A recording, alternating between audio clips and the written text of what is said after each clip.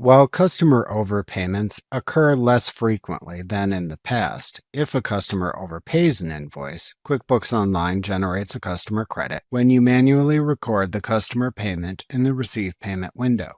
This sometimes happens if a customer pays by check. To enter an overpayment in QuickBooks Online, manually enter the payment the same way as you would enter a full payment on an invoice in the Receive Payment window.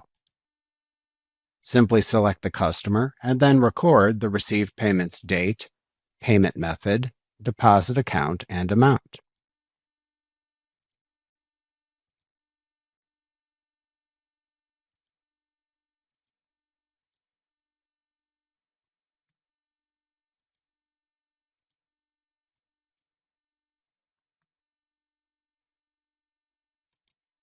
QuickBooks Online applies the total amount received to fully pay the oldest customer invoices until the total amount received has been dispersed.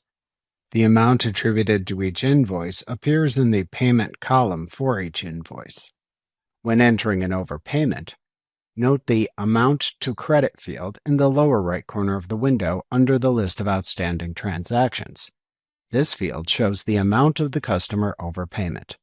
For example, entering a $150 payment for a customer that has $100 of open invoices shows an amount to credit of $50.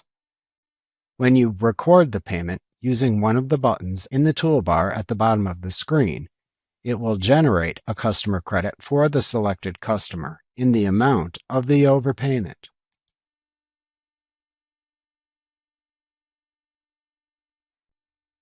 Remember to click the subscribe button to see more of our videos. See our full suite of courses, instruction manuals, and quick reference guides at www.teachucomp.com.